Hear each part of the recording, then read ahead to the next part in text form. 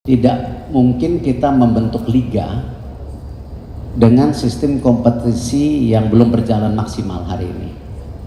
Makanya konsepnya tadi saya udah jelaskan sejak awal, kita mau men-sandwich. Jadi tim nasionalnya ini dibentuk, kelompok umurnya ada di tim nasional, lalu training center jangka panjang, dan sekalian membangun yaitu turnamen-turnamen yang di bawah U15. Nah, hari ini kita baru U12, U10. Nah, kita akan dorong kalau bisa tahun ini, tahun depan kita harus cari tentu partnership ya dari banyak pihak yang percaya sepak bola wanita untuk mulai membentuk kompetisi U15-nya. Nah, kalau ini sudah stabil, yang tim nasionalnya stabil 2 tahun, lalu turnamennya ini juga stabil, baru kita bisa mendorong yang namanya Liga Wanita karena talentnya sudah ada. Nah, plus juga kita harus pastikan Liga Wanita ini juga mendapat bantuan daripada liga-liga yang sudah berjalan. Contoh, kalau di beberapa negara itu Liga Wanita ini juga mendapat bantuan dari liga prianya. Nah, tapi kan hari ini kita tahu liganya prianya pun sedang mau investasi besar-besaran. VAR contoh. VAR itu sudah memakan biaya hampir 110 miliar. Dan ketika implementasi VAR baru berjalan, jumlah staf untuk VAR-nya pun belum cukup.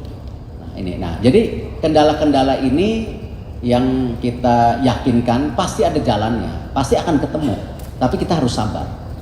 Nah, jadi kalau ditanya Liga Wanita kapan, saya memang dengan pengurusan menjanjikan Liga Wanita, tapi saya nggak pernah bilang oh besok, enggak. Saya bilang sistemnya harus berjalan baru ini jadi, karena percuma juga kita buat Liga Wanita baru setahun juga tutup.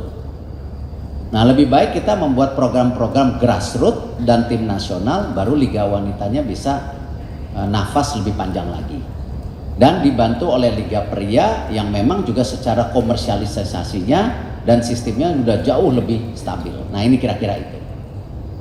Nah, lalu masalah disampaikan tadi, apakah coach akan memegang semua jajaran yang ada di tim? Ya, saya jawab yes.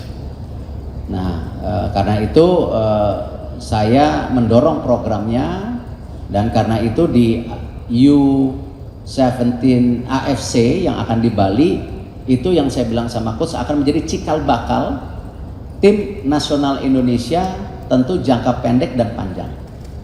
Ya, bahkan coach sendiri sudah tahu beberapa pemain, tadi ada Claudia, dia juga tahu ada tuh pemain muda U14 katanya. Dia coach ini senang belajar. Ya, jadi ini yang kita harapkan juga. Tetapi kalau ditanya apakah beliau tahu sepak bola Indonesia, belum, baru datang. Ya, tadi Bu Tisa bicara sama saya, dia juga akan dinner nanti dengan Ogawa San, perwasitan di Indonesia. Dia juga ingin juga mendapat masukan juga seperti apa sepak bola Indonesia. Jadi ini yang saya minta, makanya sejak awal check and balance dalam membangun sepak bola Indonesia itu harus terjadi. Harus transparan supaya kita juga bisa tadi mendorong perbaikan daripada sepak bola Indonesia lebih bagus lagi. Itu yang saya harapkan. Terima kasih. Tentang diaspora, Pak.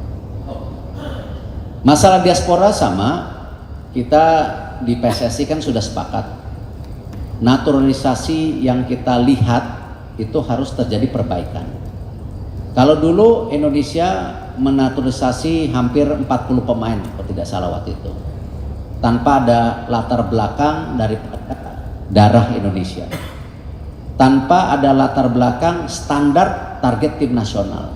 Nah, hari ini kan PSSI manajemen yang terbentuk hari ini sudah memperbaiki program naturalisasi itu, bahwa naturalisasi itu harus di tangan PSSI dan harus memprioritaskan untuk tim nasional, dan kita juga mencari yang darah Indonesia.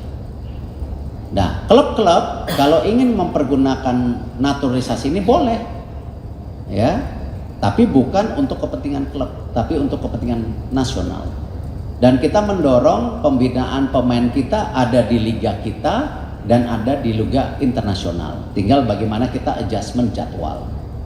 Nah, tentu untuk pemain diaspora yang perempuan kita terbuka, ya.